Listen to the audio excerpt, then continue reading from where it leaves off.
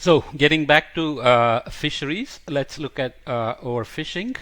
So here is a map going from 1950 to 2010. It's showing fish catch in millions of metric tons. Millions of metric tons. Okay, that's not a small number. This is FAO documents these things very well, and the fish catch obviously is going up because there are many more boats going out. So if you look at the amount of effort that has increased, that's some, let's say, several 100%, but the increase in the catch is not that high. Especially you can see here it is flattened and maybe even dropping, right? It kept increasing not because fish are increasing, just because number of boats and big ships going out to catch fish has increased. So we are catching more and more fish. Obviously we have plateaued, so we have probably reached the maximum capacity of the ocean. So 80% of the available fish stock has been fully exploited or exploited or depleted and recovering, as we saw. Large predatory fish have been reduced. We will see why that is. It's called fishing down the food web, because we catch the big fish and then we run out of them, and then we catch the next big fish, and so on. So we are essentially fishing down the food web. So fish production has increased, but the stocks have decreased. There are many issues in the way these things are done. As industrial fishing has become more and more efficient, the methods can scour huge amounts of water at a time. They can put out these purse seines or long lines, which can be as long as 48,000 kilometers in a day. Okay, and there are all kinds of problems that they are not just catching the target fish, they're catching all the other fish that they shouldn't be catching. You can see here all the bycatch that gets thrown out of a boat because they are not allowed to be caught. So they put a big net, they catch whatever is in the net, and then they cannot take it to the port because it's not allowed. So they just throw them back in the water.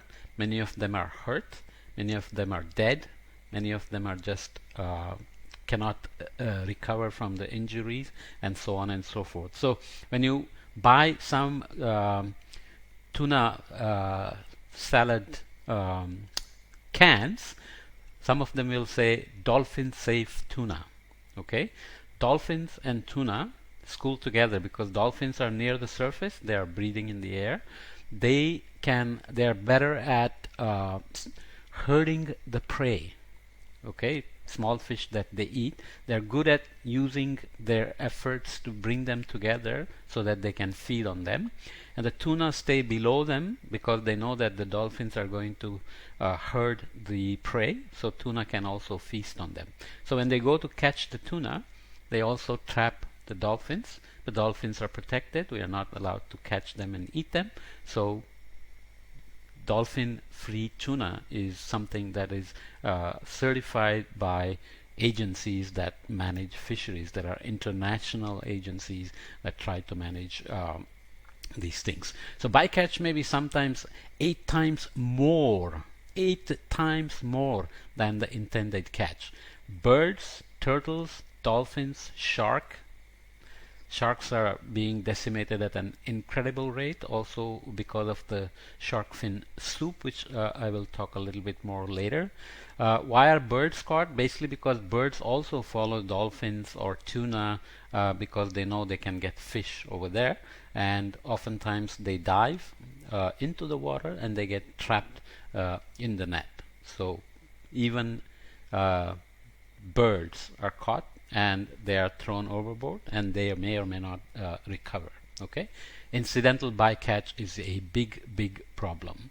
So tuna and dolphins swim together, not everywhere but in many places. The so-called purse seine net catches them. Marine Mammals Protection Act, which is an addendum for dolphins to protect dolphins. There are drift nets and gill nets which have been banned because they are really don't allow dolphins to get out once they are trapped. So here is how a purse seine looks. So there is the main boat, the purse seiner boat, and there is a little boat that goes off. It's called skiff, which sets the net so it can cover several kilometers. They go in the open ocean, they follow birds, and they use satellite data. They do all kinds of, they use a chopper that goes from the purse seiner boat and locates the tuna, which are usually in a group, and then they follow them and so on and so forth. They have become very sophisticated at exploiting stocks. Okay, so they have floats at the surface, and then it drops into the water, and then they just sweep up the water and take everything that's inside. Okay, so it's pretty ugly, but fish consumption continues to go up, especially in countries like India, where income goes up, meat consumption and fish consumption goes up. It's good for health and so on, fish at least, not all the meat, but it's also bad for the fisheries and in many ways for the ocean marine biodiversity, right?